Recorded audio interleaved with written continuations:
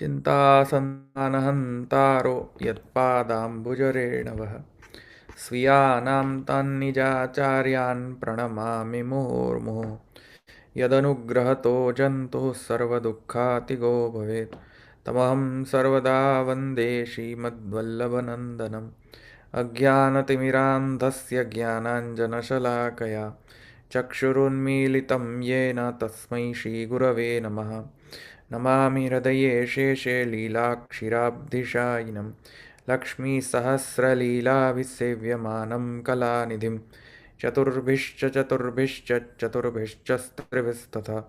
षड्भिर्विराजते योऽसौ पञ्चधा हृदये मम।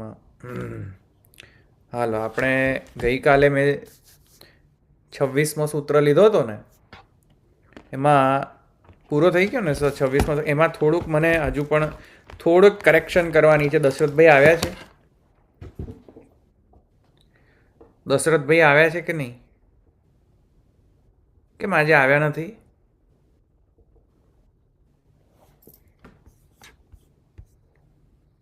ફોન કરો તો એમને. ના, એ કઈ ગયા હશે લગ્નમાં. હું કરી જોઉં છું. ફોન કરો તો એમને.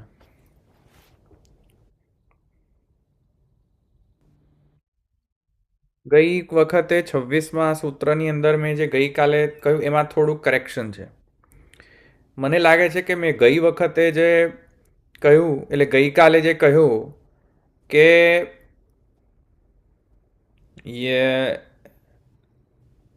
તસ્માદ એવ વિટ શાંતઃ દાંતઃ, આ જે શ્રુતિ વચન છે એની અંદર જો મેં એવો ભાવ વ્યક્ત કર્યો હોય કે ભાઈ શાંતઃ દાંતઃ એટલે કે જે શાંત અને એટલે કે શમ દમ વાળો હોય, ઇત્યાદિ વાળો હોય, તેને જ્ઞાનોત્પત્તિ થાય છે, તેમાં કોઈ હરકત નથી, એવું માનવામાં કોઈ હરકત નથી. કારણ કે જ્ઞાનોત્પત્તિ માટે શમદમ ઇત્યાદિની અપેક્ષા છે એવું માનવામાં તો કોઈ વિરોધ નથી. પણ વિરોધ એ વાતનો છે કે જ્ઞાનની ઉત્પત્તિમાં શમદમ કારણ છે, તેથી કરીને કર્મ કારણ નથી, યજ્ઞાદિ કર્મ કારણ નથી. એવો જો પૂર્વ પક્ષ આવતો હોય તો એવા પૂર્વ પક્ષનો જે નિરસન જે છે તે પૂર્વ સૂત્રથી કરવામાં આવ્યો. તમને ખ્યાલ આવ્યો? શમદમ જે છે તે જ્ઞાનોત્પત્તિમાં અપેક્ષિત છે એવું માનવામાં કોઈ વિરોધ આવતો નથી શ્રુતિ વચનોનો. પણ શમદમ ઇત્યાદિ જે છે તે જ્ઞાનોત્પત્તિ કરાવે છે, તેથી કરીને કર્મ જે છે એ જ્ઞાનોત્પત્તિમાં, યજ્ઞ આદિ કર્મ જે છે જ્ઞાનોત્પત્તિની અપેક્ષા નથી જ્ઞાનોત્પત્તિમાં. જો એવું માનતા હો તો ખંડન થાય છે આ સૂત્રથી. આ સમજમાં આવે છે હું શું કહું? હે બોલો. ના સમજમાં આવ્યું, ફરીથી કહું. શમદમ ઇત્યાદિ જે છે તે જ્ઞાનોત્પત્તિની અંદર અપેક્ષિત છે, જેમ કર્મની અપેક્ષા છે તેવી રીતે શમદમ જે છે એની પણ અપેક્ષા છે જ્ઞાનોત્પત્તિમાં. કિંતુ જો શમદમને જ માત્ર કેવલ જ્ઞાનોત્પત્તિમાં અપેક્ષા રાખી, ખાલી કેવલ શમદમ, યજ્ઞાદિ કર્મ નહીં, જો એવું કોઈ કહે કે યજ્ઞાદિ કર્મ જે છે એ જ્ઞાનોત્પત્તિમાં સાધક નથી, કેવલ શમદમ ઇત્યાદિ જ સાધક છે, જો એવું જો કહે કેવલ એવકાર, તો એનો નિરસન આ 26મા સૂત્રથી કરવામાં આવે છે કે નહીં ભાઈ એ નહીં ચાલે. કર્મથી પણ સત્વ શોધન થાય છે, કેવલ શમદમ કેવલથી જ થાય છે એવું જરૂરી નથી. સમજમાં આવ્યું? બોલો.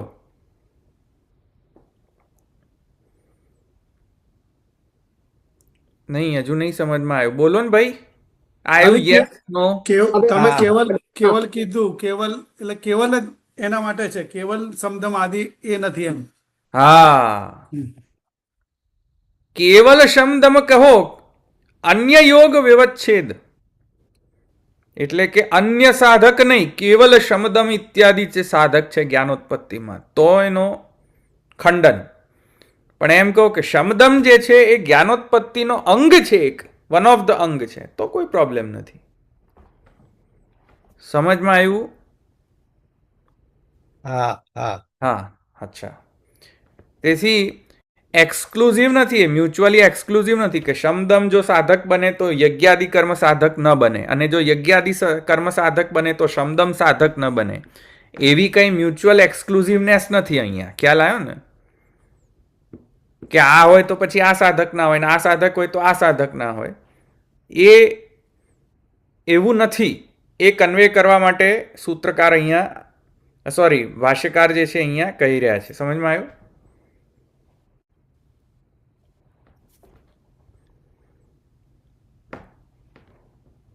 કોઈ પ્રશ્ન છે? હું બીજો આગળ જતા પહેલા હું જસ્ટ ખાલી ક્લેરિફિકેશન કરું, કારણ કે ગઈકાલે મને એવું લાગે છે કે મારી જે ચોઇસ ઓફ વર્ડ્સ હતા એ ક્લિયર નહોતા. એટલે મેં જ્યારે ફરીથી આજે વળી પાછું એ જે છે તે સૂત્ર ફરીથી પાછું ભાષ્યનો અધ્યયન કરી, અને પછી 27મો જે સૂત્ર જે છે એનો પણ ફરીથી પુનઃ વિચાર, તો એમાં મને એવું લાગ્યું કે ભાઈ મારાથી કંઈક તો લોચો થઈ ગયો છે લાસ્ટ સેશનમાં. એટલે મેં કહ્યું કે અત્યારે જો ગડબડ થઈ ગઈ હોય તો આપણે સુધારીએ અહીંયા. તો તમને સમજણ પડી મેં શું સુધારા કર્યા? હા હા શમદમ ઇત્યાદિ જે છે એ જ્ઞાનના ઉત્પત્તિનો સાધક છે. જો ગઈકાલે એમ કહ્યું હોય મેં કે નથી, તો એ જો કે મેં એવું નથી કહ્યું, મેં એવું કહ્યું તું અંગ છે જ્ઞાનોત્પત્તિમાં, એવું કહ્યું હતું ને મેં? ના તમે એવું જ એવું કીધું જ હતું કે કહ્યું. અંગ છે, કે અંગ હોય છે. બી અને ના બી હોય, એવું હા. જરૂરી નથી કે સમદમ હોય જ એમ. હા હા, બસ તો બરાબર. મેં કહ્યું કે મારા ચોઇસ ઓફ વર્ડ્સથી તમે કંઈક ભલતું ન સમજી ગયા હોય એટલા માટે કહું છું. ભલતું તો નહીં સમજ્યા ને, એટલા માટે મેં ફરીથી ખુલાસો કર્યો. હા, કારણ કે because sometimes I convey something and then I mean something, અને સમટાઈમ્સ પછી શું છે કે ગરબડા અધ્યાય થઈ જાય એટલા. ઓકે, સો ખ્યાલ આવ્યો આ 27મો? ધવલભાઈ, કાલે તમે કીધું સમધમ વિધિના અંતર્ગત છે ને જ્ઞાનના અંગ છે, it is still valid. Steel valid. એટલે મ્યુચ્યુઅલી એક્સક્લુઝિવ નથી, પણ હા, બરાબર. મ્યુચ્યુઅલી એક્સક્લુઝિવ એનો મતલબ સમજો ને તમે. હમ, હમ, હમ. કે જો યજ્ઞાદિ કર્મ હોય જ્ઞાનોત્પત્તિમાં સાધક તો શમદમ નથી, અને જો શમદમ જ્ઞાનોત્પત્તિમાં સાધક હોય તો યજ્ઞાદિ કર્મ નથી. એવું નહીં, બંને હોઈ શકે છે એક સાથે, સમુચ્ચયા સાધક હોઈ શકે, કારણ કે જ્ઞાનોત્પત્તિમાં બંને અંગરૂપ બને છે. સમજમાં આવ્યું? હા. હા. હા હા હા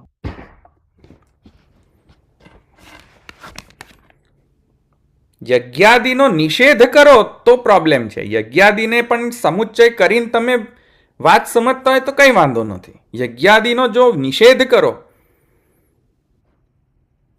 હા, સમજ્યા ને તમે?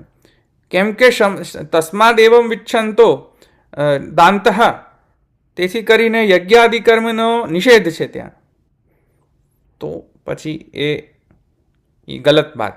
સમજમાં? એ અહીંયા કહેવામાં આવે છે. આગળ જવું.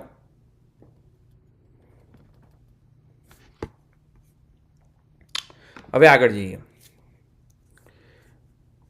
હવે આગળ શું કહે છે? અરે ભાવનાબેન આવે છે કે નહીં? હા છે. હા છે.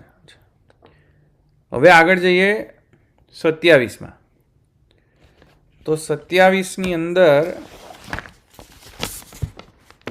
27માં અંદર શું કહે છે જો?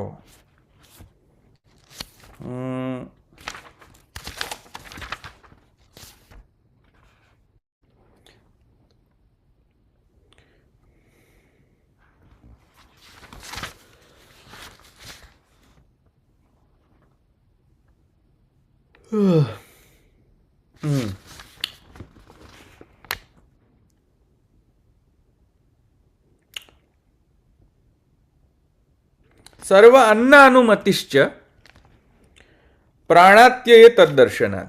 આ સૂત્ર છે. અને એ સૂત્રમાં શું જે વિષય જે છે આ છે. વિષય શું છે કે સત્વશોધન. વિષય આ જ છે, જ્ઞાનોત્પત્તિમાં સત્વશોધન. સમજ્યા? હવે એની અંદર શમ દમ ઇત્યાદિ યુક્ત, કેમ કે પહેલા આપણે ખુલાસો કરી ચૂક્યા કે સર્વની અપેક્ષા છે કોના માટે? માર્યાદિકી ભક્તિ અથવા માર્યાદિકી જ્ઞાન માર્ગીઓ માટે. યાદ છે ને? સર્વની અપેક્ષા કોનામાં છે? શું કરવામાં સર્વ અપેક્ષા છે? અધર દેન પુષ્ટિ માર્ગીઓ. હા, બરાબર. અને ગુસાઈજી એમ કહ્યું હતું કે પુષ્ટિ માર્ગને સર્વ અપેક્ષા નથી. પુષ્ટિ માર્ગીઓને કોની એકમાત્ર અપેક્ષા છે? ભગવત કૃપા. બરાબર. તો એ ધ્યાન રાખજો. હવે આ જે ટોપિક છે, આ સૂત્ર, એ પણ કયા અધિકાર ક્ષેત્રમાં છે?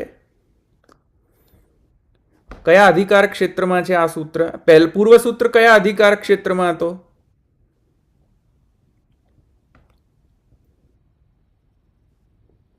જે સંસ્કૃતના સૂત્ર ભણ્યા હશે, પાણીનીય સૂત્ર, એ લોકોને ખબર હશે. અધિકાર સૂત્ર હોય છે એક. અધિકાર સૂત્ર ખબર છે? અધિકાર સૂત્ર.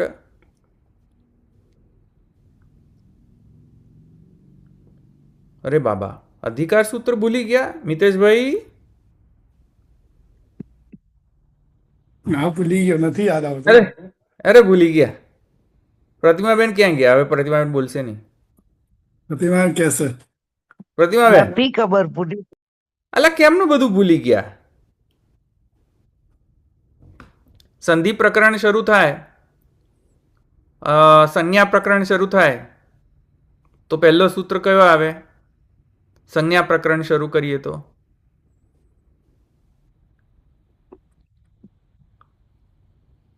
અચ્છા, નહીં, એ તો સંધિ છે. અચ સંધિ તો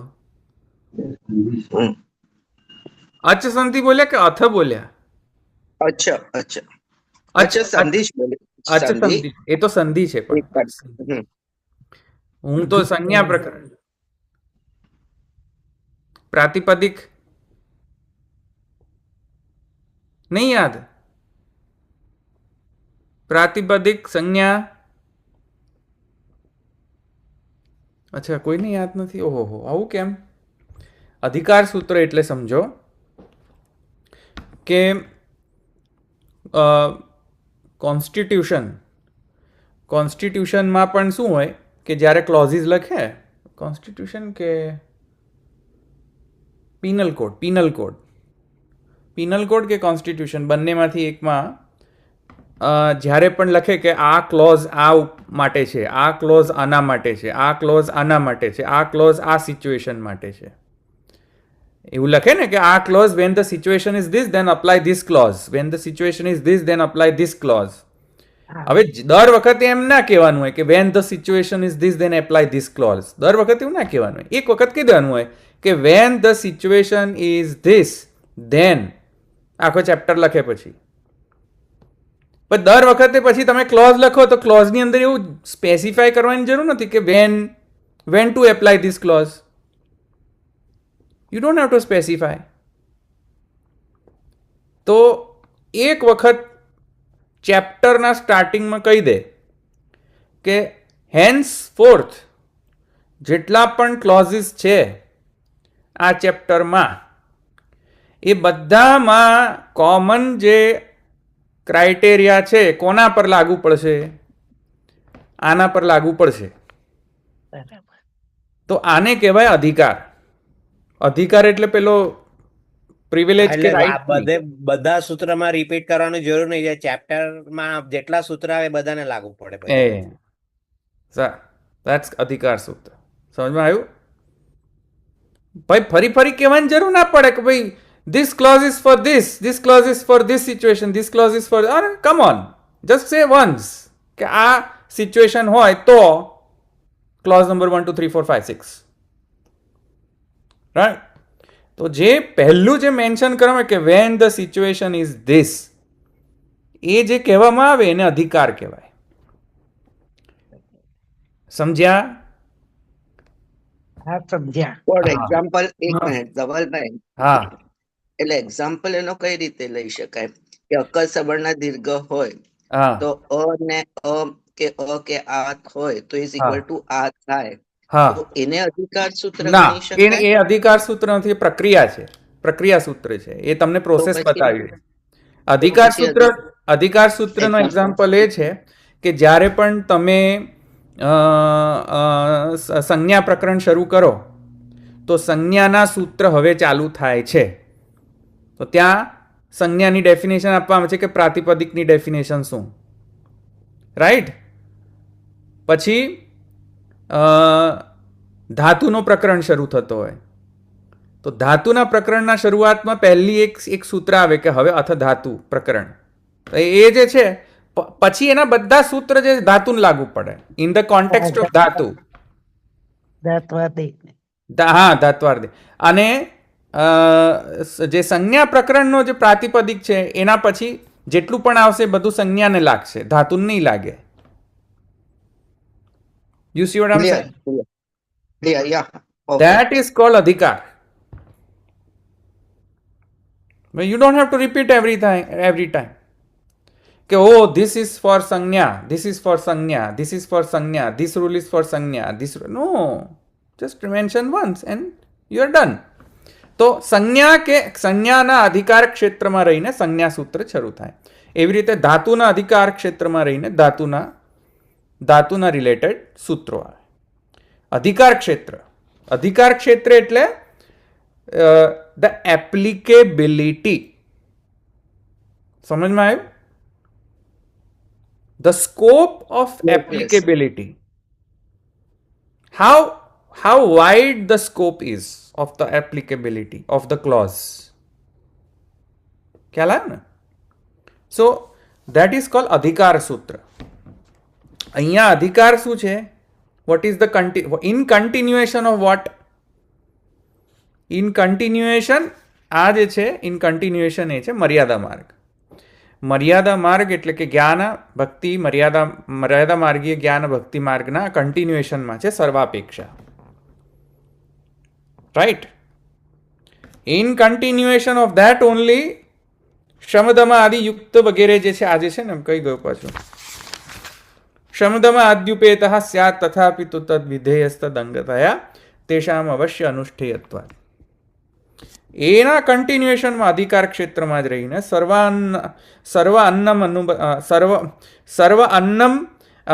અન્ન અનુમતિશ્ચ પ્રાણાત્યય તદ્દર્શના. કન્ટિન્યુએશન.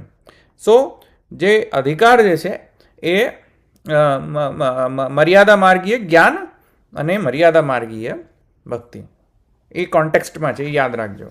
તો હવે અહીંયા 27મા સૂત્રમાં એ જે કોન્ટેક્સ્ટ જે છે એ છે કે સત્વશોધક જે છે એ તો છાંદોક્ય ઉપનિષદની અંદર એમ કહેવામાં આવ્યું છે કે આહાર શુદ્ધૌ સત્વ શુદ્ધૌ. આહાર શુદ્ધૌ સત્વ શુદ્ધૌ. આહારથી સત્વ શુદ્ધિ થાય છે તો યજ્ઞાદિની શું જરૂર? યજ્ઞાદિની કોઈ જરૂર નથી, આહારથી થઈ જતી હોય છે સત્વની શુદ્ધિ. કારણ કે જેવો આહાર લો એવી તમારી ઇન્દ્રિયો બને, જેવો આહાર લેશો એવી તમારી બુદ્ધિ બનશે, જેવો આહાર લેશો એવું તમારું મન નિર્માણ થશે, અને જેવું મન તેવી જ વિચારો, ઈચ્છાઓ, અને જેવી ઈચ્છાઓ એવી કામના, જેવી કામના એવું કાર્ય, અને જેવું કાર્ય તેવું ફલ. સમજમાં? સો આહારથી બધું ગવર્ન થાય છે એમ કહી રહ્યા છે. સમજમાં આવ્યું? તો સત્વશોધન કોને કે શુદ્ધ સાત્વિક આહાર ખાઓ તો સત્વશોધન થઈ જશે. થાય છે? ચલો બોલો. સત્વશોધન બરાબર છે, શુદ્ધ સાત્વિક આહાર લેવો જોઈએ. એબ્સોલ્યુટલી એ રીઝન છે, એ કંઈક શ્રુતિ ખોટી નથી બોલતી કે આહાર શુદ્ધ સત્વ શુદ્ધ. ખોટું નથી. એ 100% વાત સાચી છે કે જેવું ખાશું એવું તમારું બોડીનું કોન્સ્ટિટ્યુશન બનશે. રાઈટ? જે કોલેસ્ટ્રોલ વાળું ખાશો તો કોલેસ્ટ્રોલ વાળું બધું થશે બોડીમાં. સાત્વિક આહાર લેશો તો સાત્વિક મન તમારું બનશે, સાત્વિક વિચાર આવશે. અને તામસ શું કહેવાય, આ બકરા અને પછી શું પેલું બધું જુદું જુદું હોય છે ને, બધું શું હોય છે જુદા જુદા, આપણે હેમ હેમ હેમ શાનાથી બનેલું હોય? આ હેમબર્ગર ખાય છે ને બધા લોકો, એ શાનાથી બનેલું હોય? Ham is made from way what? હા, પોર્કમાં બનતો હશે ને? ના ના, pork is different. Pork is what, એમાં કંઈ આપણે રિસર્ચ નથી કરવાનું. એની હા, સો જવા દો. તો હું શું કહી રહ્યો છું? હે, પીગમાંથી. અચ્છા, હા, અચ્છા, હેમ પીગમાંથી બને? હા, ભૂંડ. અચ્છા અચ્છા અચ્છા, ઓકે ઓકે, તો પોર્ક જ કહેવાય. તો આ મિતેશભાઈ બરાબર કહેતા હતા. બટ પોર્ક ઇઝ ડિફરન્ટ કે પોર્ક ઇઝ સેમ? પીગ અને ભૂંડ એ સેમ જ. પોર્ક, હા ના, હા, હા, પોર્ક પોર્ક રાઈટ. પોર્ક, અચ્છા ઠીક. એની આપણે આ બધી એમાં રહીશ જ નથી. પણ એની તો વાત તો બરાબર કહી ને ભાઈ છાંદોગ્ય ઉપનિષદે, કે સત્વશોધન જે છે, સત્વશોધક તરીકે યજ્ઞ, શમ, દમ એનો પણ વિધાન એક જગ્યાએ શ્રુતિમાં છે. હમણાં જ જોયું ને આપણે, તસ્માદ વિત શાંતો શાંત તદ્વિત તસ્માદ વિત શાંત દાંત થયું. આ એક શ્રુતિ, વન સાઈડમાં આ શ્રુતિ છે. બીજી સાઈડમાં એમ કે છે, ક્યાં ગયું, આહાર શુદ્ધવ સત્વ શુદ્ધવ. તો આહાર શુદ્ધિમાં સત્વ શુદ્ધિ છે. અને ત્રીજી બાજુ બૃહદારણ્યક ઉપનિષદ બેઠા છે. બૃહદારણ્યક ઉપનિષદ શું કહે છે કે તથા વાજસનેયી નામ, બૃહદારણ્યક ઉપનિષદ વાજસનેયી, તથા વાજસનેયી નામ નહ વા અસ્યાન્નમ જગદમ ભવતી ઇત્યાદિ તસ્માત સત્વશુદ્ધ્યર્થમ યજ્ઞાદેર ન વિધાનમ ઇતિ પ્રાપ્તે વિષય વ્યવસ્થામ આહ નહ વા અસ્ય અન્નમ જગદમ ભવતી. અહીંયા શું કહ્યું? વાજસની શાખાએ, વાજસની શ્રુતિ એમ કહ્યું, અરે જે ખાય તે, એને કાંઈ ફરક પડે નહીં મારા વાલા. એક શ્રુતિ શું કહે છે? કાંઈ ફરક પડતો નહીં, જે ખાવું એ ખાવું. બીજી શ્રુતિ કહે છે, અરે જેવું આહાર લેશો એવો મન, અને જેવું મન એવું ફલ, એવા કાર્યો કરશો. અને ત્રીજી શ્રુતિ એમ કહે છે કે અરે શમદમથી જ્ઞાનોત્પત્તિ થાય, શમદમ ઇત્યાદિથી સત્વશોધન થાય, સોરી, અને સત્વશોધનથી જ્ઞાનોત્પત્તિ થાય. તો ખાવાથી જ્ઞાનોત્પત્તિ થાય કે શમદમથી જ્ઞાનોત્પત્તિ થાય? સાત્વિક આહાર લેવાથી જ્ઞાનોત્પત્તિ થાય કે શમદમ એટલે ઇન્દ્રિયને કંટ્રોલ રાખવાથી જ્ઞાનોત્પત્તિ થાય, કે યજ્ઞના કર્મ કરવાથી જ્ઞાનોત્પત્તિ થાય? હવે કયો જ્ઞાનોત્પત્તિ છે ક્યાંથી થાય, કેવી રીતે થાય? સમજમાં આવ્યો ક્વેશ્ચન? ધ કોન્ટ્રાડિક્શન ખ્યાલ આવ્યો? there's a contradiction. ખ્યાલ આવ્યો? કોન્ટ્રાડિક્શન ખ્યાલ આવ્યો કે નહીં? Yes yes. અચ્છા, તો બરાબર છે. સો એક બાજુ બેઠી છે એક શ્રુતિ કહે છે સત્વ શુદ્ધ આહાર શુદ્ધ, બીજી બાજુ શ્રુતિ કહી રહી છે કે ઓહો તસ્માત વિશાંતમ દાંત, અને ત્રીજી બાજુ શ્રુતિ એમ કહી રહી છે કે અરે યજ્ઞો વય વિષ્ણુ, યજ્ઞથી સત્વશોધન થાય છે. એટલે કે પ્રાકૃતિક યજ્ઞો કરવાથી સ્વર્ગરૂપ ફલ પ્રાપ્ત થાય છે. હવે કે how to synthesise all three of them together. કોઈ શ્રુતિ ખોટું નથી બોલી રહી, બરાબર બોલી રહી છે. આહાર શુદ્ધ સત્વ શુદ્ધ બરાબર છે, ખોટું નથી. How to synthesise this mutually contradictory statements. બરાબર ને? સમન્વય કઈ રીતે કરવો આ વિરોધાભાસને. બરાબર, એ સમન્વય કરવા માટે સૂત્ર 27મું છે. આનો સમન્વય કરો. તો અહીંયા શું કહે છે? આ થોડો ક્લિષ્ટ વિષય છે. એક સેકન્ડ, થોડું મારે અંદર આપણા ઈચ્છારામજીને પણ જોવા પડશે. તો ઈચ્છારામજી શું કહે? હા, તથા ચ છાંદોગ્ય વાજસનેયભ્યામ શમ યજ્ઞાદિ અપવાદોપી યુક્તઃ ભવતિ સત્વશોધક આહાર યજ્ઞાદિનામ સમાનત્વાत् આહાર શુદ્ધિ શમદમ યજ્ઞાદિ સંપાદન વાક્યાની વિદ્યાસ્તાવકાની ઇતિ અન્નભક્ષણ શ્રુતિભ્યામ અનુમતિ ક્રિયતે ઇતિ અર્થઃ.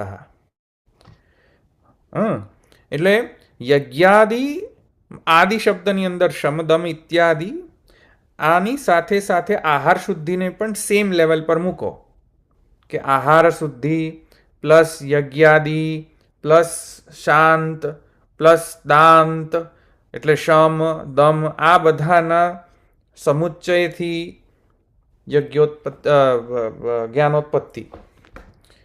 હવે જો એમ સમજીએ, કંઈ વાંધો નથી સમજવામાં, એમ તે બધાને સમુચ્ચય કરી દો, કંઈ વાંધો નથી. પણ હાવેવર પ્રોબ્લેમ ત્યાં આવે છે કે તો પછી વાજસની શાખાની અંદર એમ કેમ કહ્યું? વાજસની શાખાની અંદર એમ કેમ કહ્યું કે ન વાસ્યાન્ન અન્નમ જગદમ ભવતી? એને કોઈ ફરક પડતો નથી, જે ખાયું તે ખાઓ, જે ખાવું હોય તે ખાઓ, એને કોઈ ફરક પડતો નથી. જે ખાવું હોય તો ખાવ, તો જે બકરું ખાઈ જાઓ, કોઈ ફરક નથી પડતો.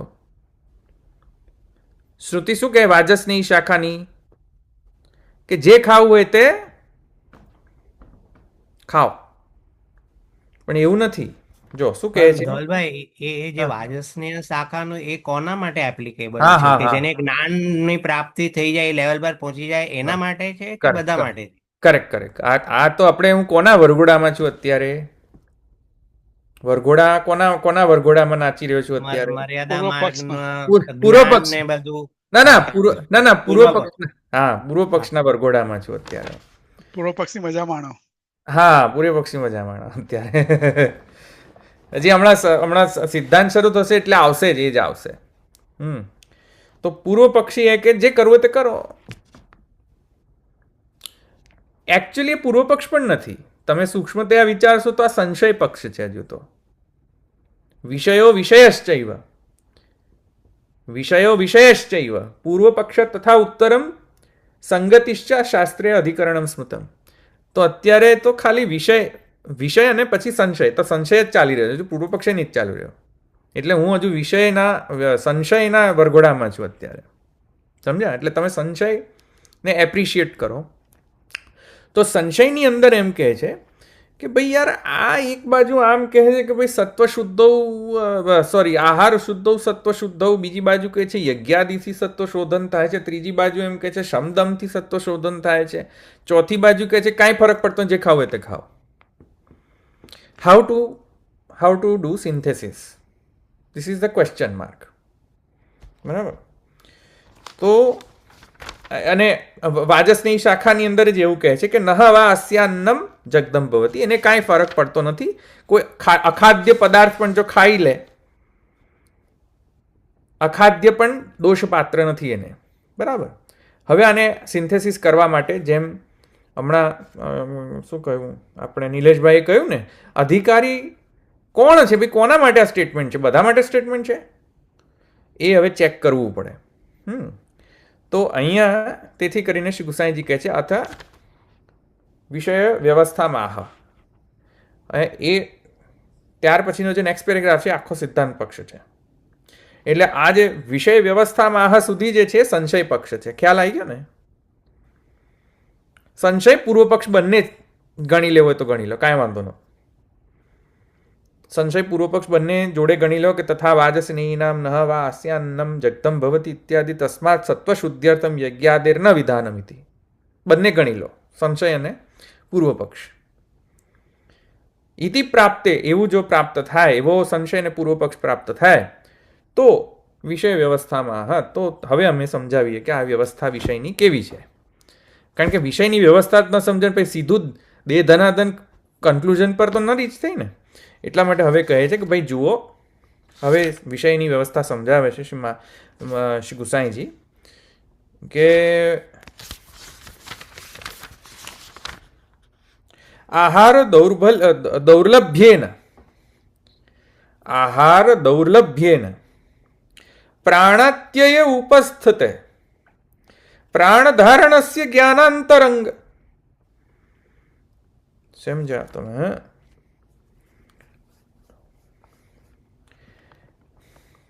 વાજસની શાખાની અંદર જે શું કહ્યું કે નહાવા અસ્યાન્નમ જગદમ ભવતી, એને કોઈ ફરક પડતો નથી.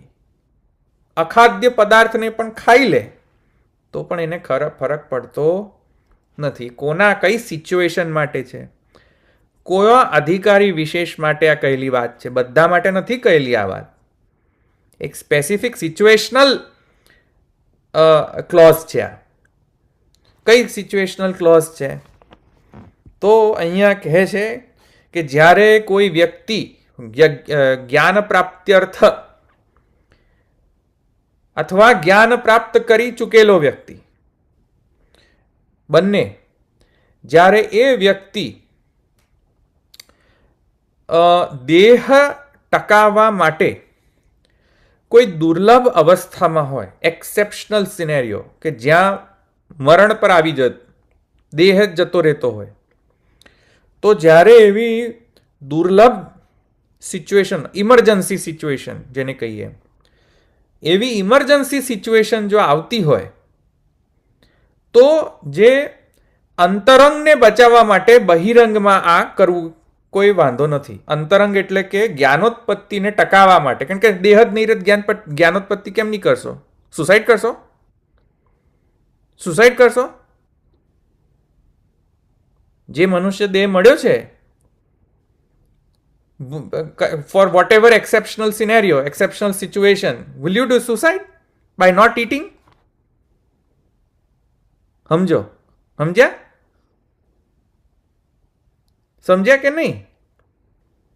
હા હા હા. સર હા. સલામત તો પગડિયા બહોત.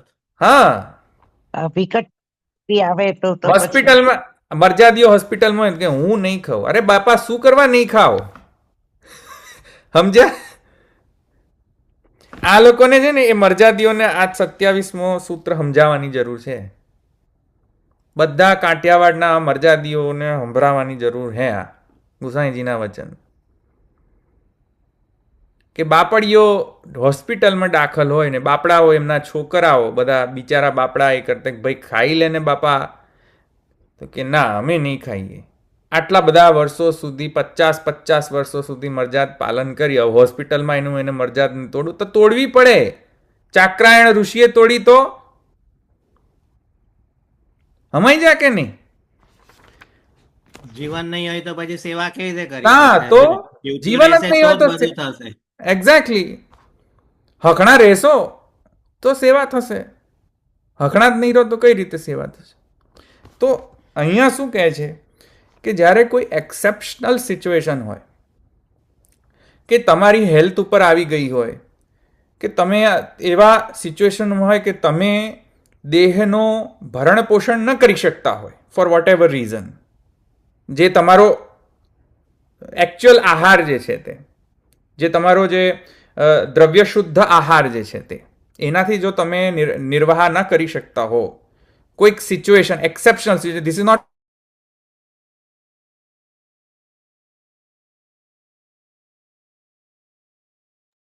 અવાજ ગયો.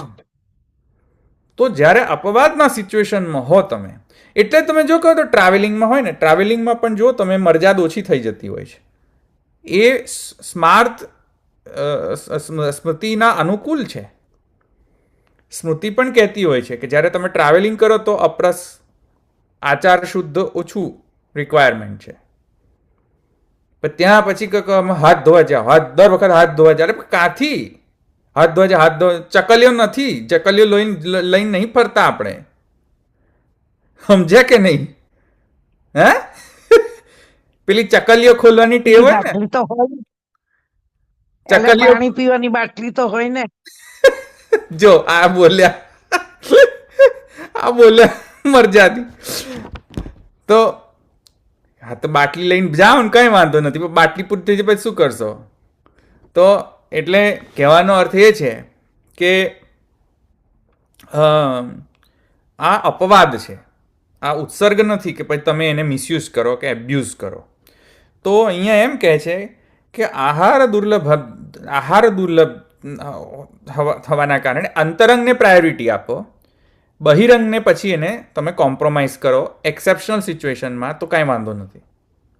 કેમ કે તમારું અંતરંગ જ જો નષ્ટ થઈ જતું હોય તો યાર પ્રોબ્લેમ છે. Excuse me. પ્રાણ ધારણ કરવું, પ્રાણ ટકાવી રાખવા, કેમ કે સેવા કરી શકીએ અથવા તો જ્ઞાનોત્પત્તિ થઈ શકે. કારણ કે આ સૂત્રનો જે અધિકાર ક્ષેત્ર છે એ મર્યાદા માર્ગીય જ્ઞાનોત્પત્તિ છે. તો જ્ઞાનોત્પત્તિ થઈ શકે, પ્રાણ ધારણ કરી શકો.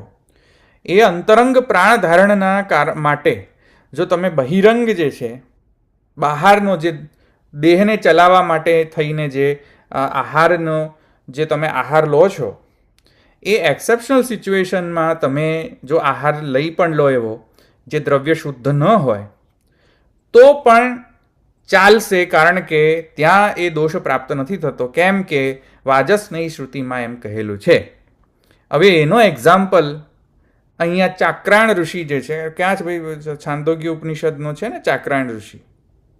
છાંદોગ્ય ઉપનિષદની અંદર જ છે ચાક્રાયણ ઋષિનો એક દ્રષ્ટાંત અહીંયા આખ્યાન આપેલો છે. એની અંદર ચાક્રાયણ ઋષિએ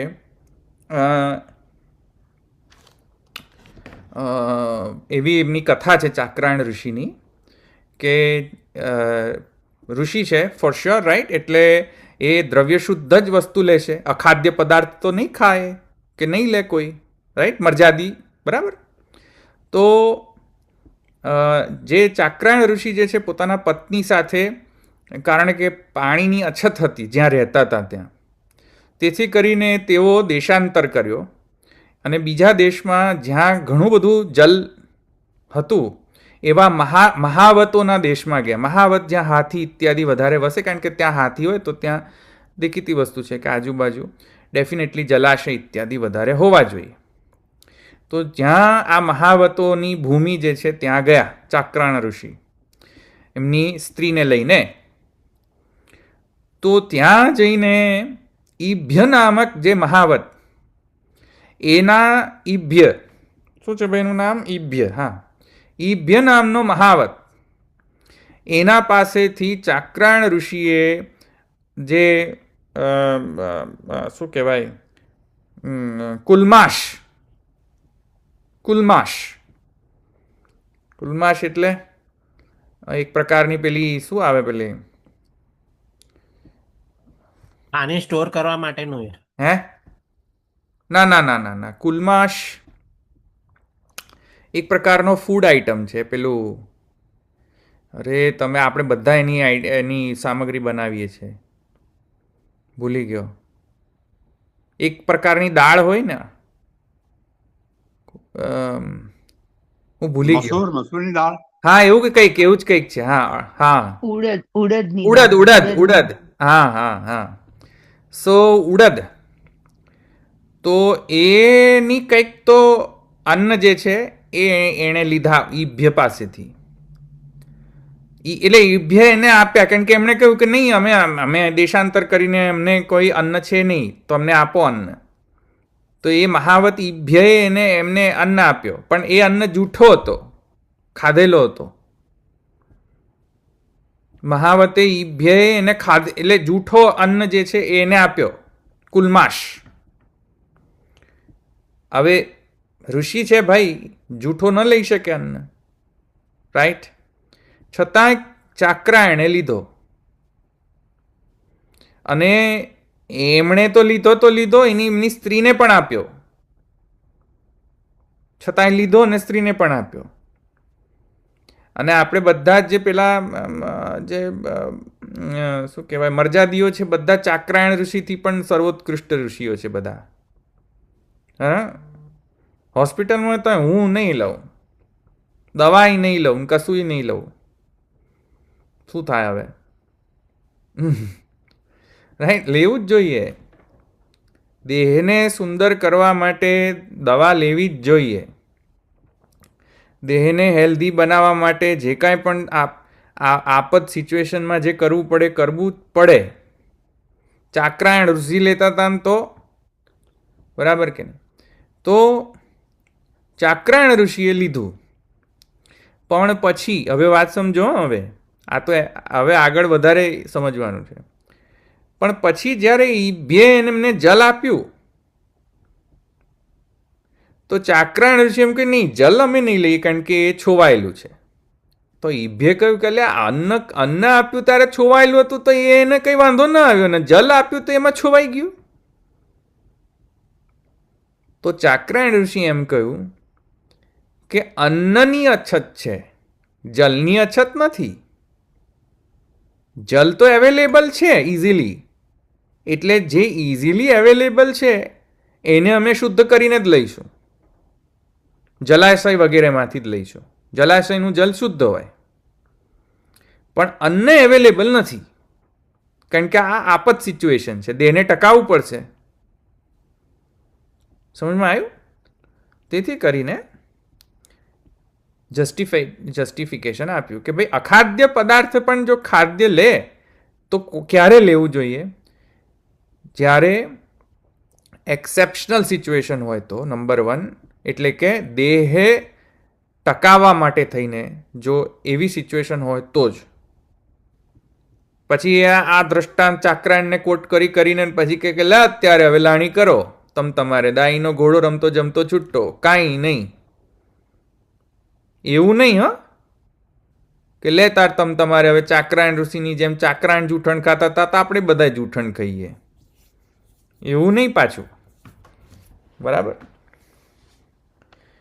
તો અહીંયા કહેવાનો અર્થ શું છે કે વાજસની જે શ્રુતિ વચન છે કે નહાવા અસ્યાન્નમ જગદમ ભવતી, એ કોના માટે જગદમ ભવતી? ન કોના માટે? આ કોના માટે કહેલી વાત છે? બોલો, આ કોના માટે કહેલી વાત છે? નહાવા અસ્યાન્નમ જગદમ ભવતી. ન એ અપવાદ પરિસ્થિતિ આપાતકાળમાં હોય એના માટે. એક્સેપ્શનલ સર્કમસ્ટાન્સીસ, દેહ ટકાવવા માટે જરૂર છે એના માટે. બરાબર. સો ઈભ્ય અહીંયા છે ને, ક્યાં છે? અત્ર પ્રમાણમાહ તદ્દર્શનમિતિ તદ્દર્શનાદિતિ, એના દર્શન થાય છે. તદ્દર્શનાદ, ક્યાં તદ્દર્શનાદ? ક્યાં દર્શન થાય છે આવી સિચ્યુએશનના? તો કહે છે કે ચાક્રાયણ કિલર્ષિરાપગત ઈભ્યેન સામિખાદિતાન કુલ્મશાશાશ્ચ ખાદે ઇત્યાદિ શ્રુતિર દર્શનાદ ઇત્યાદિ ઇત્યર્થ. બરાબર? આ ચાક્રાયણ ઋષિનો અહીંયા આખ્યાન છે, એનો દ્રષ્ટાંત આપેલો છે. સોરી. યદ્યપિ જ્ઞાન સાધનત્વેન સત્વશુદ્ધર અપેક્ષત્વાદ જાતે જ્ઞાને તત્સાધનાનપેક્ષણાદ એવં વિદિતિ વચનાત તાદૃશે સાર્વધિક્યપી તદ અનુમતિર્ના અનુચિતા. હવે અહીંયા ઘણો બધો વિવેચનાનો જરૂર છે, કારણ કે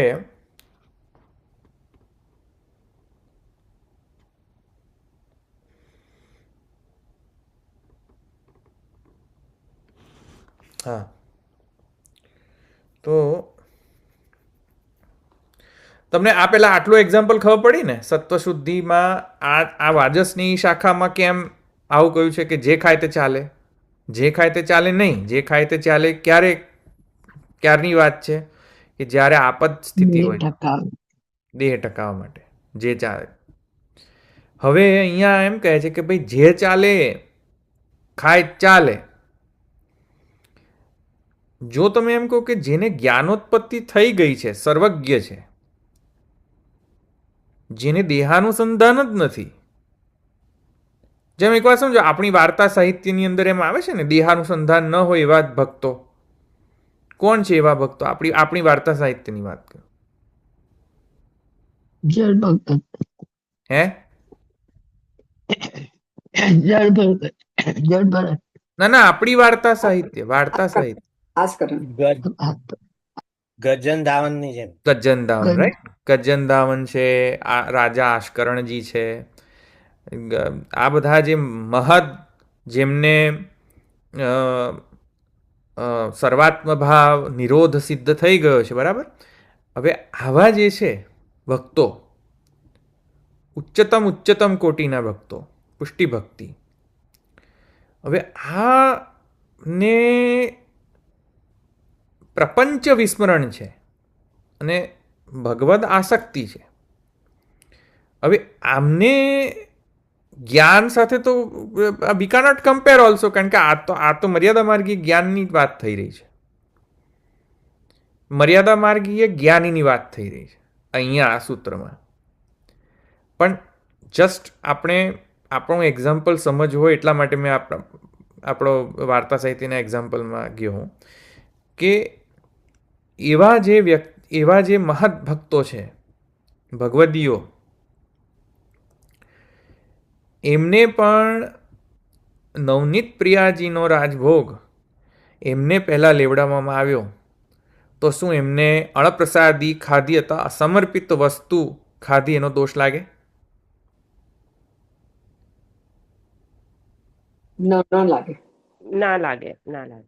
ન લાગે ને? કેમ ન લાગે?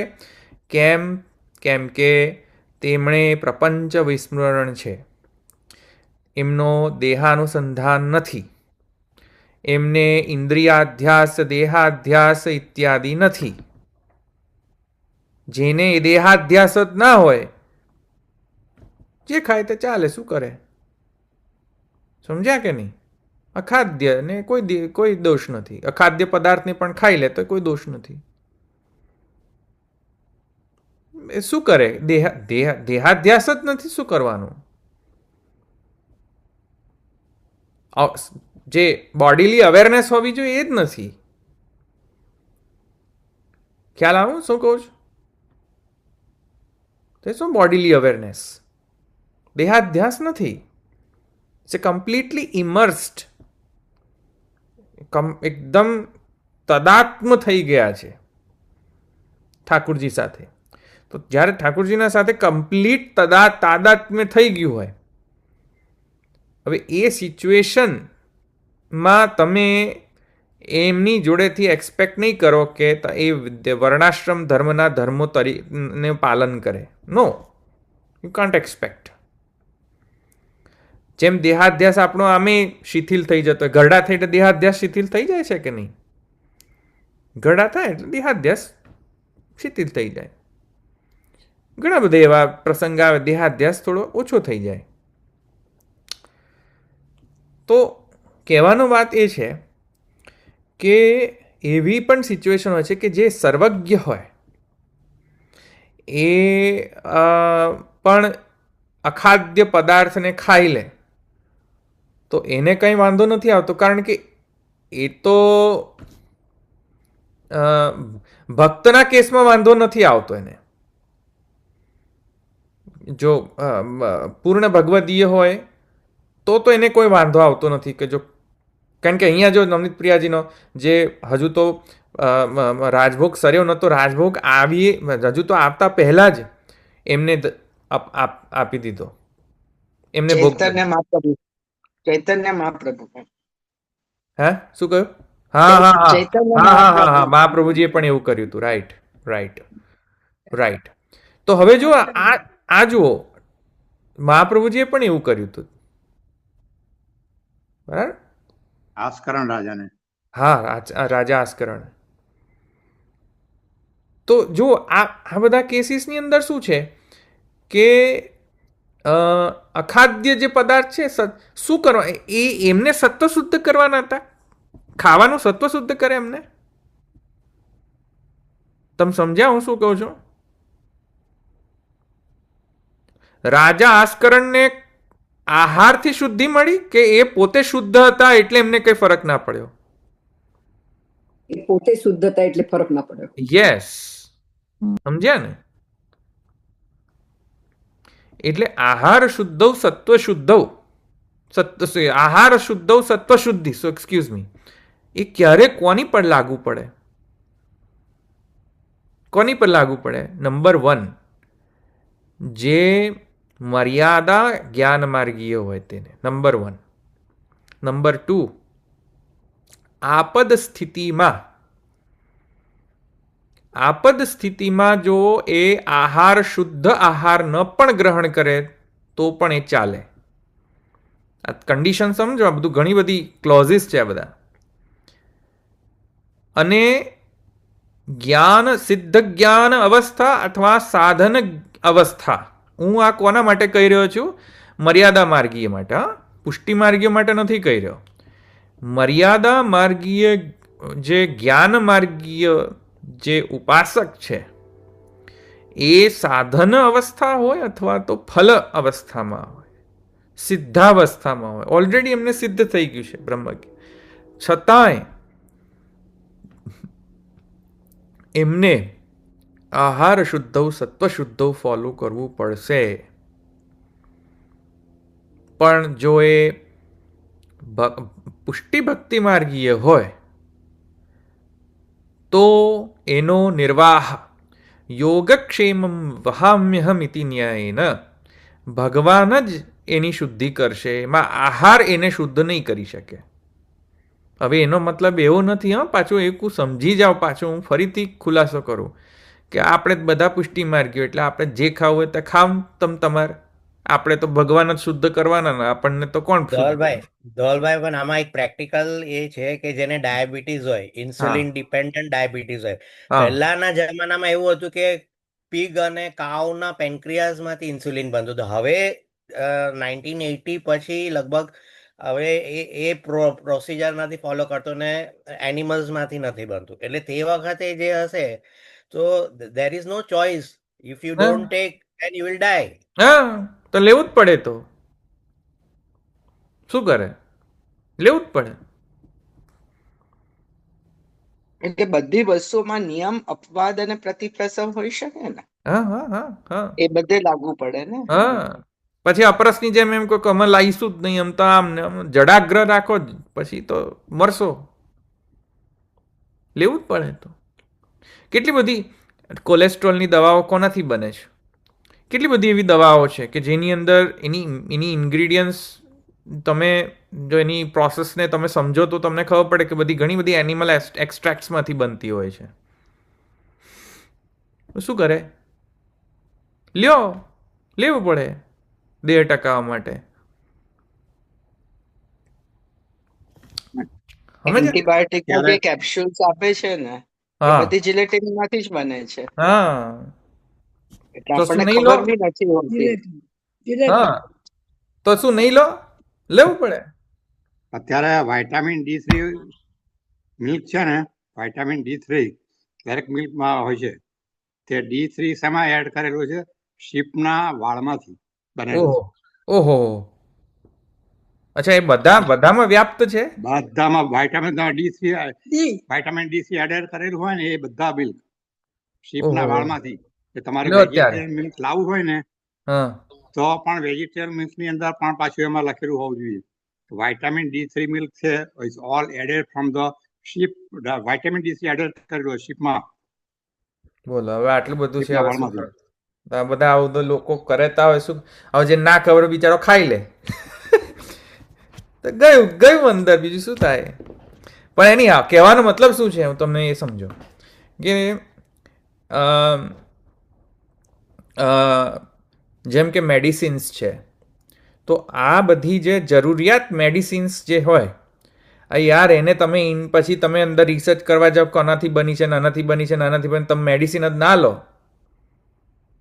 તો મરશો પછી. એટલે તો લેવી જ પડે. એટલે આ વિવેક ધર્યાશ્રયમાં કહે છે ને આપદ કર્યા કાર્ય શું હઠત્યાજ સર્વથા. હા, તો લેવી જ પડે.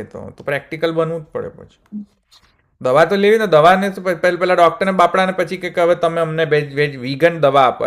બાપડો ડોક્ટર એક તો પાસ જવું છે એલોપેથી ડોક્ટરની પાસે, પણ વીગન આપો. હવે ક્યાં માથાજીક કરી, જે આપે લઈ લે ખાઈ લેવાની, બીજું શું.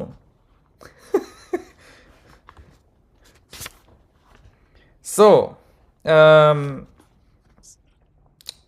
હું ક્યાં હતો? હા, તો આ રૂલ સમજાયું. મર્યાદા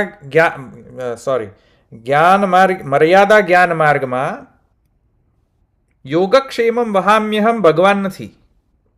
મર્યાદા માર્ગમાં સાધન જે છે યોગક્ષેમમ વહામ્યમ છે. જે કહ્યું છે કરવું પડશે.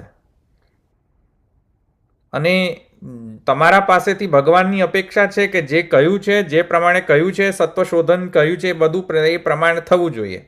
અખાદ્ય પદાર્થ પણ જો તમે ખાધું તો તમારે પછી એની રિપરકશન્સને, કોન્સિક્વન્સીસને બેર કરવાની રેડીનેસ હોવી જોઈએ તમારી. એટલે જે જ્ઞાન માર્ગીય જે છે, મર્યાદા જ્ઞાન માર્ગીય જે ઉપાસક છે તેના પાસેથી અપેક્ષા છે કે ભલે તમે જ્ઞાની થઈ ગયા હોય, અખાદ્ય પદાર્થ તમે ખાઈ નહીં શકો અનલેસ તમારા દેહ ટકાવવાની અર્જન્સી ના હોય તો. સમજ્યા?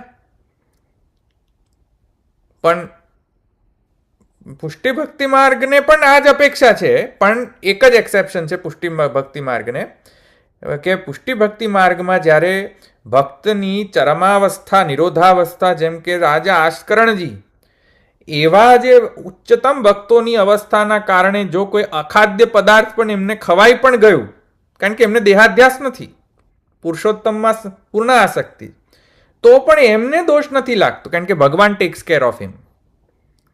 બસ that's the only minor difference. બાકી everybody has to follow the rules, Pushti હોય કે મર્યાદા હોય. સમજ્યા? બધાએ you have to follow the rules, and rule book says કે તમારે જે ખાદ્ય પદાર્થ હોય એ જ ખાવાનું, અખાદ્ય પદાર્થ ખાવાનું નહીં. સમજ્યા? જે ન ખાવાનું કહ્યું એ નહીં ખાવાનું ભાઈ, પણ અપવાદ સિચ્યુએશનમાં તમે છૂટ લઈ શકો. બસ સમજ્યા? આટલું ખ્યાલ આવ્યો? આ આખો સેટઅપ ખ્યાલ આવ્યો કે નહીં, કે કેવી રીતે કહી રહ્યા છે? બોલો, સેટઅપ ખ્યાલ આવ્યો? ક્વેશ્ચન? અપવાદમાં બંને માર્ગે લઈ શકે. લઈ શકે, અપવાદમાં તો લઈ શકે ને, એને બી એક્સ્ટ્રીમ લેવલ ઉપર અવેલેબલ એ લોકોને માટે પોસિબલ છે, બાકી તો એને પાડવાનું જ છે. પુષ્ટિ માર્ગીઓને પણ પાડવાનું છે અને મર્યાદા માર્ગીઓ માટે પણ ઉત્સર્ગમાં તો બધું જ પાલન કરવાનું છે રૂલ્સ. ઉત્સર્ગમાં તો બંને લોકોએ પાલન કરવાનું. સમજ્યા? ખાલી અપવાદની અંદર શું છે કે આ શ્રુતિનો તમે સિન્થેસાઇઝ કરો કે અપવાદની સિચ્યુએશન હોય ત્યારે જે ખાય તે ચાલે. અપવાદ, અને એમાંય પાછી બધી છૂટ ન લેવા. અપવાદની અંદર પણ બધાનો છૂટ નથી. હા, તો ઈભ્યની કથા, ચાક્રાયણની કથા જોઈ ને, જો જલમાં છૂટ ન લીધી પણ અન્નમાં છૂટ લીધી. તમે સમજ્યા હું શું કહું છું? ખબર પડી કે નહીં કે હું શું કહું છું? પડી સમજ. છૂટ ક્યાં કરી? જો છૂટ લીધી નહીં, જલમાં છૂટ નથી લીધી. જલમાં તો એમ કહ્યું કે નહીં, જલ છે એટલે અમે તો એમ જેમ શુદ્ધ જલ હશે એવું જ લઈશું. સમજ્યા ને? તો છૂટ પણ બધે નહીં, પાછી અમુક જ છૂટ, અમુક જ અપવાદમાં છૂટ.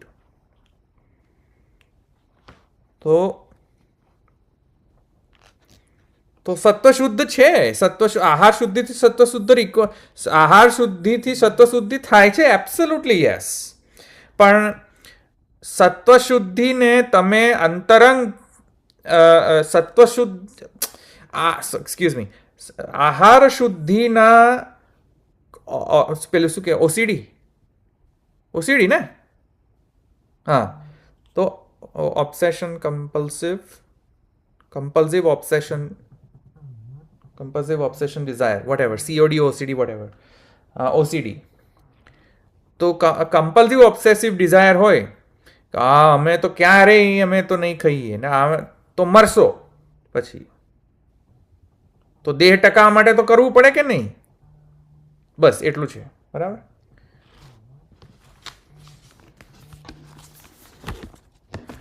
અહીં રાખું. એટલે ધવલભાઈ, જે નિયમ છે એ અપવાદ પરિસ્થિતિમાં બદલી શકાય, પણ પછી અપવાદને જ નિયમ ન બનાવી શકાય. એટલું તો થિન લાઇન ઓફ ડિમાર્કેશન તો રહેવું જોઈએ ને. બરાબર. પછી એકવાર ઢીલ છોડી તો પછી ઢીલ છોડેલી જ રહેવી જોઈએ, એવું પણ ના થવું જોઈએ. એવું પણ નહીં. Exactly, right. બરાબર છે. એ સિચ્યુએશન પર આધાર રાખે છે. સિચ્યુએશન અને અધિકારી કોણ છે એના પર એને છૂટ લેવાય, નહીં તો નહીં લેવાય.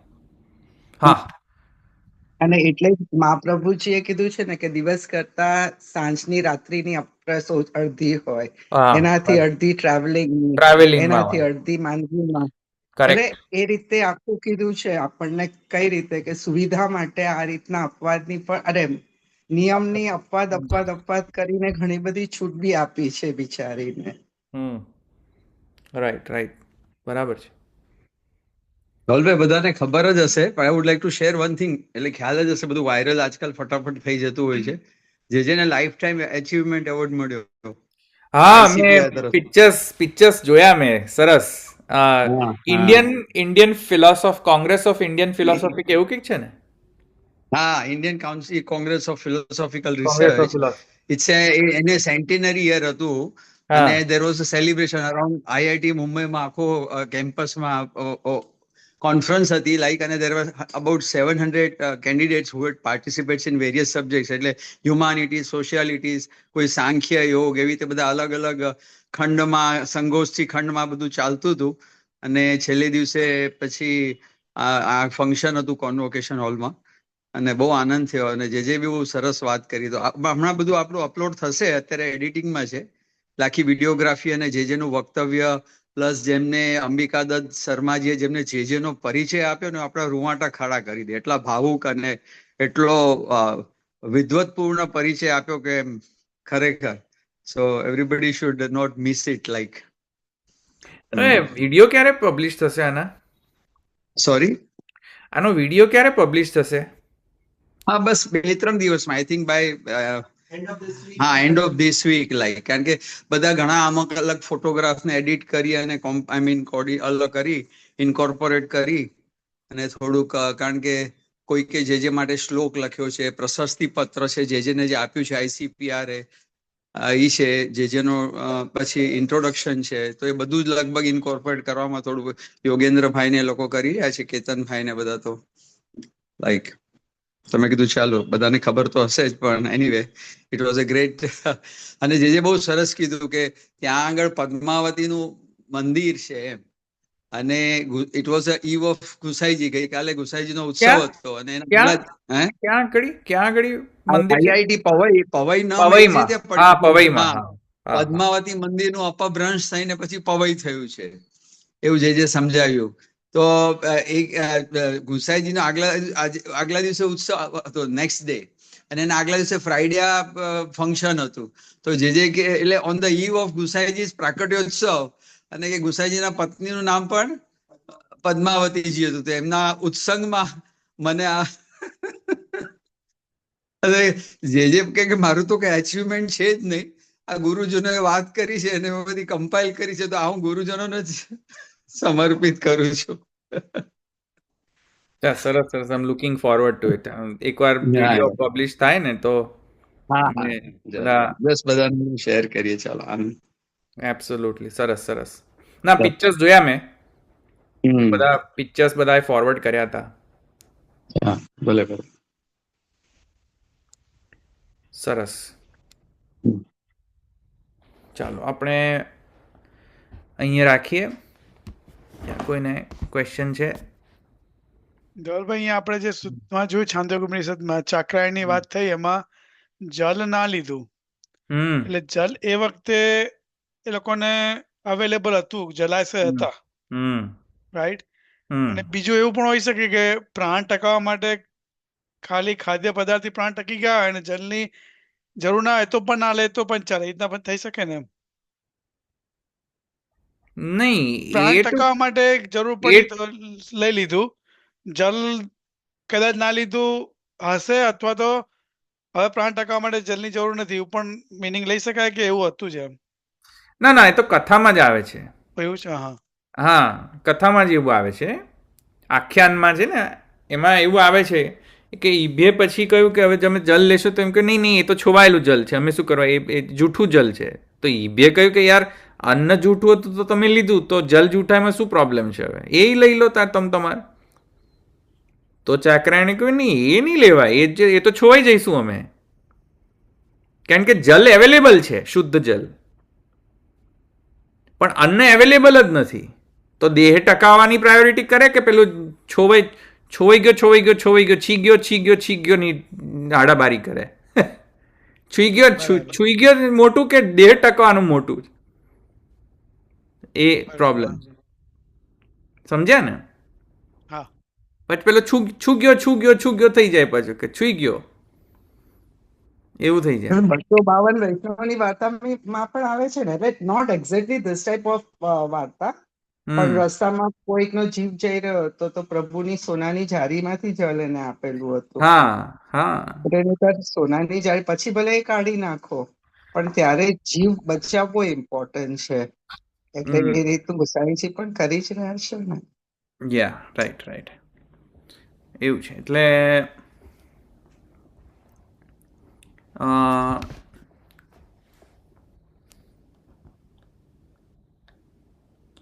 હમણાં આચારના જે છે ને બધા રૂલ્સ, એવા બધા અટપટા રૂલ્સ છે ને. હમણાં મને એમ ખબર પડી, એટલે કોઈક હિન્દુ સનાતનથી બહારનો વ્યક્તિ જો આપણા રૂલ્સ જોઈ લે ને તો ગાંડો થઈ જાય કે આ લોકો બધા ગાંડા લોકો જ બધા, એવું જ સમજે આપણને. રૂલ્સ જો, રૂલ્સ કેવા છે.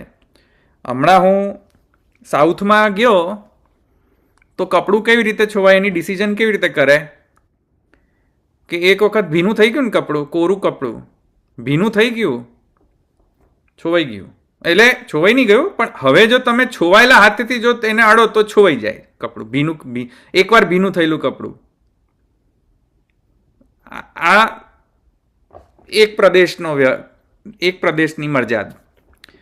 પછી હું નાથદ્વારા ગયો તો નાથદ્વારાની અંદર આ લોકો એમ કે નહીં, 2 વખત ધોવો, એટલે એક વખત ધોવો તો ન છોવાય, બીજી વખત ધોવો અને પછી જો તમે છુઓ તો છોવાઈ જાય. અરે મેં કહ્યું યાર, હમણાં તો તમે પેલા પ્રદેશની અંદર એમ જઈને કહ્યું કે નહીં, એક વખત ધોઈને છોઈ જાય, તમે અહીંયા ઘડી 2 વખત ધોવો કે નહીં, શ્રીનાથજીને તો પહેલાં ધોવું પડે, પછી શ્રીનાથજીને દરજીખાનામાં અપાય. હવે દરજી તો કોઈ દર વખત અપરસમાં ના રહે, એટલે અમે ચલાવીએ છીએ. મેં કહ્યું એટલે વાત સમજો, એમનો કોઈ પ્રોબ્લેમ નથી કે તમે છોવાનું ક્યારે છોવાય છે, ક્યારે નથી છોવાતું, કપડું ક્યારે છોવાય છે, કપડું ક્યારે નથી છોવાતું. જેમ કે હવે સિલ્ક જે છે, પ્યોર સિલ્ક જે છે કપડું, એ પાછ તમે ગમે તે રીતે અડો ન છોવાય, પાછો તો તમે ભીનું કરો વળી પાછા 17 લફડા પાછા, સમજ્યા? મલમલનું કપડું જો તમે એક વખત ભીનું કરો અને પછી જો તમે છોયેલા હાથે અડો છોવાઈ જાય, પણ કોરું મલમલ હોય કપડું અને તમે છોવાયેલા હાથે જો અડો તો ના છોવાય.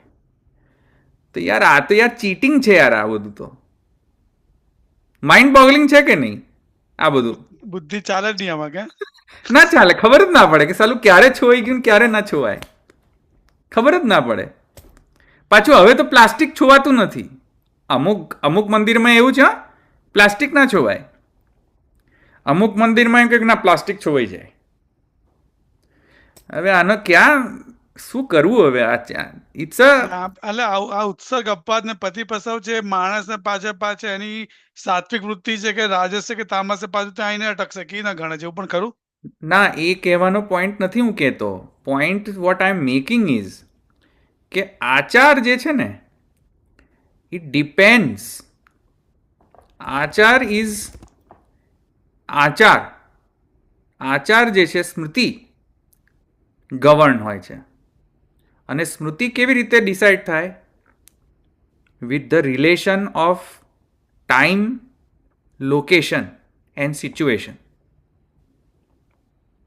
You see what I'm saying? આપણે અપ્રસને સ્ટેટિક લઈ લીધી છે. ધીસ ઇઝ અપ્રસ, બસ. ગોર મરો કે વહુ મરો કે પેલો મરો, જે મરવું હોય તે મરો. અપ્રસ એટલે આજ. એવું નથી. સ્મૃતિ ડિપેન્ડન્ટ છે અપ્રસ. અને સ્મૃતિ કોના પર ડિપેન્ડન્ટ છે? સ્મૃતિ કોની પર ડિપેન્ડન્ટ છે? સિચ્યુએશન, કન્ડિશન અને કહ્યું ને તમે, ટાઈમ, લોકેશન એન્ડ સિચ્યુએશન પર ડિપેન્ડન્ટ હોય છે. ગુસાઈજીનો પણ એક્ઝામ્પલ છે ને, પેલા તો ગુસાઈજીમાં પણ આવે છે ને એક વાર્તામાં, એક કૂતરો એક એનું અંડને ટચ કરે છે તો વાંધો નથી આવતો. બીજો માણસ છે એના અંડને ટચ કરે કે ના તારું અંડ છોવાઈ ગયું. હા, છોવાઈ ગયું. સી, ઇટ્સ અ માઇન્ડ બોગલિંગ શાસ્ત્ર છે આ. જો કોઈ નવો આવીને આપણા શાસ્ત્રને વાંચે તો કે આ બધા ગાંડા થઈ ગયા છે, મેન્ટલ છે શું આ બધા લોકો? એવું વિચારે આપણને. માઇન્ડ બોગલિંગ છે આજે આચાર શાસ્ત્ર જે છે ને, જે શુદ્ધિકરણ કેવી રીતે થાય કોઈ વસ્તુની, માઇન્ડ બોગલિંગ છે. લાઈક ખબર જ ના પડે કે કઈથી રૂલ્સ ચાલે છે, ખબર જ ના પડે. હમણાં હું નાથદ્વારા ગયો તો નાથદ્વારા કે નહીં, બે વખત ધો પછી છોવાય. અને અહીંયા નીચે સૌરાષ્ટ્રમાં જઈએ તો કે નહીં એક જ વખતમાં ધોઈએ જ છોવાઈ જાય બધું. હવે 2 વખત ધોવું કે 1 વખત ધોવું? સમજમાં આવ્યું? કારણ કે હકીકતમાં જે લોકો કપડું બનાવે છે ને ધવલભાઈ, એ ધોતા હોય છે. નહીં એ તો છોવાયેલું ને છોવાયેલું જ હોય. કારણ કે એને તો અડાય જ નહીં, એ ટાઈપના મટીરિયલમાં નાખી અને લોકો કપડું બનાવી રહ્યા છે. એકદમ જે અડી જ ના શકાય એવું હોય, છતાં આપણે એ ચોખ્ખું ગણાય છે. હા, તે એ પાછું માર્કેટમાં આવી જાય તો શુદ્ધ થઈ જાય પાછું. એટલે જે કઈક મટીરિયલ કઈક જે જ કીધું તું આમ, કારણ કે કોલ્હાપુર વાળા છે ને એ અંશુભાઈ, એમને આ કપડા બનાવવાની એટલે કે આપણે તો એને અડીએ ને તો નાહવું પડે એ રીતના ઓલાથી કપડું બનતું હોય છે. અને છતાં પણ આપણે ત્યાં આગળ એને શુદ્ધ ગણીએ છીએ. માઇન્ડ બોગલિંગ. જો નવું કપડું હોય છે ને, નવું કપડું આર કરેલા કપડા બરાબર હોય છે, નવું કપડું. અને આર શેમાંથી થાય છે? ચોખાના પાણીમાં જ થયેલું છે નવું કપડું. એટલે એ મટીરિયલ વપરાય છે. એટલે નવું કપડું છે ને, નવા કપડાને ક્યારે પણ અડકો તો છોવાય નહીં. પછી તમે બજારમાંથી લાવો કે ઘેર લાવો, પણ જ્યાં સુધી પાણી ના અડકે ત્યાં સુધી છોવાય નહીં. બરાબર. પછી એક વખત ધોઈ ગયું, આર બધો ઉતરી ગયો, એટલે પછી એને તમે ભીનું કરો, પછી સૂકવો, એટલે પછી અડકાય નહીં અપ્રસ સિવાય. એક્ઝેક્ટલી. હવે એની અંદર તમને કહું, નાથદ્વારામાં જશો તો એમ કહેશે કે ના 2 વખત ધો પછી જ છોવાય. હવે શું કરવાનું એનું? એ લોકો એવું કહે છે કે 2 વખત કરો પછી છોવાય. કારણ કે એમને શું છે કે 1 વખત ધોવે પછી એ દરજીને આપે, દરજીને સિદ્ધ કરવા આપે. આ દરજી વાળો પાછો અપ્રસમાં ના હોય દર વખત. એવું જ બધું. પણ એની કહેવાનો મતલબ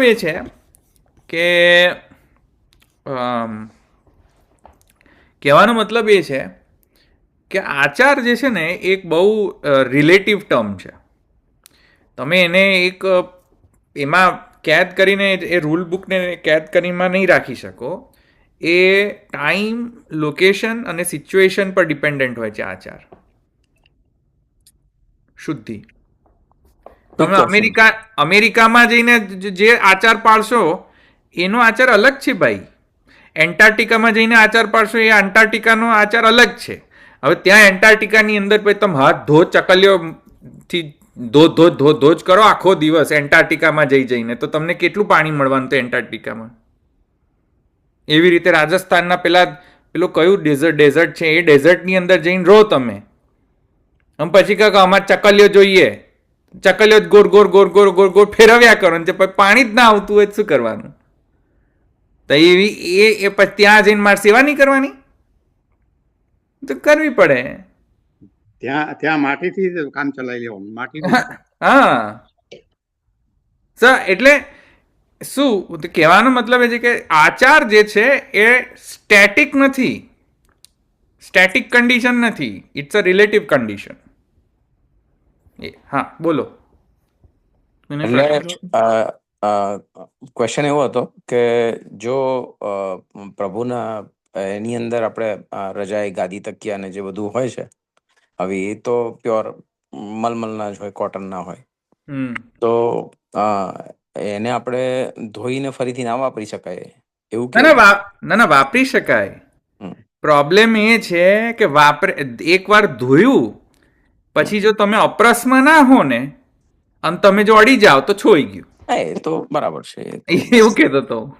ઓકે ઓકે. પણ ત્યાં નાથ દ્વારામાં તેમ કે તમે એકવાર ધોઈ લીધું, તમે અડી ગયા અપ્રસની બહારમાં પણ જો તમે છતાં અડી ગયા તો કે નહીં છોવાય. કાપડ લેવા જયારે માર્કેટમાં જઈએ ત્યાં જે વ્યક્તિ આપે છે છોઈને જ આપે એવું થયું ને? તો હા, છોઈને આપે છે. એટલે મેં દાદાને પૂછ્યું હતું તો દાદાએ મને એવું કીધું હતું કે એક વખત ઘરમાં આવી જાય, બહારથી લાવે એમાં છોવાય ના છોવાય એનો કઈ પ્રશ્ન નથી. એકવાર તમારી પ્રિમાઇસીસમાં આવી ગઈ એ વસ્તુ પછી you have to follow strict rules. જો જ્યાં સુધી એ બહાર છે, એટલે ગુસાઈજીની વાર્તાનું એક્ઝામ્પલ આપ્યું હતું કે પેલો ખુલ્લો કરે છે પાગમાં, તો કે ત્યાં આગળ એ પ્રશ્ન નથી આવતો. પણ એક વખત પ્રભુને અંગીકાર થયું, એક વખત આવી ગયું અંદર, પછી તો તમારે શુદ્ધતા જાળવવી જોઈએ. વેપારીના ત્રાજવામાંથી તમારા થેલામાં પડ્યું ત્યારથી તમારી જવાબદારી. તમે કીધું પ્રમાણે માઇન્ડ બોગલિંગ છે. જેન ઝી ને જેન આલ્ફા ને તો આ પિક્ચરમાં આવું બહુ ડિફિકલ્ટ વસ્તુ છે. ઘણા થઈ જાય આ લોકો તો. તમે બધા એમાં એ તો એ લોકો એમ કે તમે બધા you are illogical person, you don't make any sense. ખરેખર ના, એટલે બહુ આ ડિફિકલ્ટ. મારી ડોટરને સમજાવો ને કે આવું બધું છે તો કે are you crazy, is this a joke, એવું જ કે મને કે this is how it is. એ લોકોને થોડી પ્રેક્ટિકલી એક્ઝામ્પલ કરીને સમજાવવું પડે. જો કે it's not theoretical, there is a lot of thought has been put behind it. Very well thought process છે. It's not just like some Tom, Dick and Harry just came one day and just wrote this book of Smriti. એવું તો નથી ને? તમે સમજાઈ શકો પણ મારે સમજાવવા આઈ મને સમજાવતા લોકો સમજે જ નહીં. સમજાવવા માટે પણ સમજણ જોઈએ. પણ સમજાવવા માટે સમજણ જોઈએ.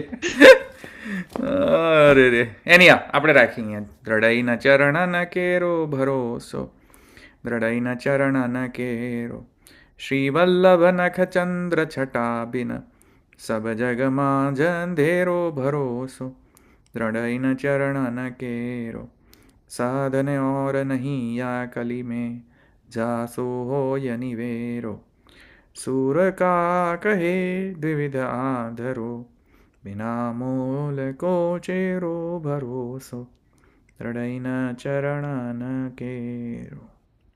श्री वल्लभाधीश की जय, श्री गोपीनाथ प्रभु चरण की जय, श्री गुसाई जी परम दयाल की जय, श्याम सुंदर श्री हमने महाराज द्वारिकाधीश की जय. सर्व वैष्णव जय श्री कृष्ण.